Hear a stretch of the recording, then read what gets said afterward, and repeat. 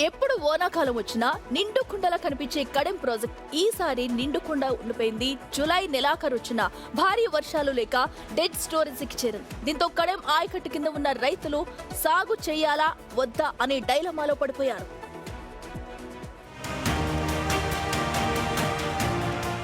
నిర్మల్ జిల్లా కడెం ప్రాజెక్టు ఆయకట్టు కింద ఖరీఫ్ సాగు ప్రశ్నార్థకంగా మారింది. రిజర్వాయర్ దాదాపు అడుగంటిపోయింది. ఆగస్టు దగ్గర పడుతున్న ఇన్ఫ్లో లేకపోవడంతో ప్రాజెక్టు వెలవెలబోతోంది. పైనున్న మహారాష్ట్రలో కుండపోత వర్షాలు కురిస్తే తప్ప కడెం ప్రాజెక్టుకు వరద వచ్చే అవకాశమే లేదు. ప్రస్తుతం 214 క్యూసెక్కుల ఇన్ఫ్లో మాత్రమే వస్తోంది.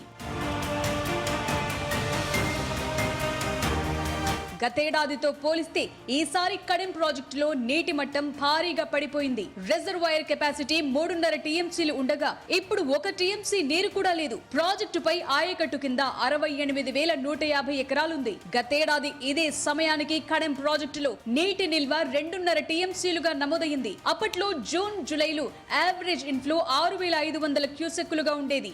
మేజర్ క్యాచ్మెంట్ ఏరియా అయిన ఆదిలాబాద్ జిల్లాలో ఇప్పటి వరకు 38%, నిర్మల్ జిల్లాలో 33% లోటు వర్షపాతం నమోదైంది. దాంతో కడెం ప్రాజెక్టు డెడ్ స్టోరేజ్ కి చేరింది. దాంతో నాట్లు వెయ్యాలా లేదా అనే ఆలోచనలో పడ్డారు రైతులు. ఇప్పటికీ కొందరు రైతులు నారు వేసి వర్షాల కోసం ఎదురు చూస్తున్నారు. కొన్ని చోట్ల అది ముదిరే స్టేజ్ కు చేరిందంటున్నారు. ఎగువ ప్రాంతాల్లో భారీ వర్షాలు కురిస్తే తప్ప ప్రాజెక్టుకు వరద వచ్చే అవకాశం కనిపించడం లేదు. కడెంనే నమ్ముకున్న అన్నదాతల్లో రోజు రోజుకు ఆందోళన పెరుగుతోంది. తీవ్ర వర్షాభావ పరిస్థితులు ఉండటంతో రైతులు వరి సాగుపైనే కాకుండా ప్రత్యామ్నాయ పంటలపై దృష్టి పెట్టాలని వ్యవసాయ అధికారులు సూచిస్తున్నారు.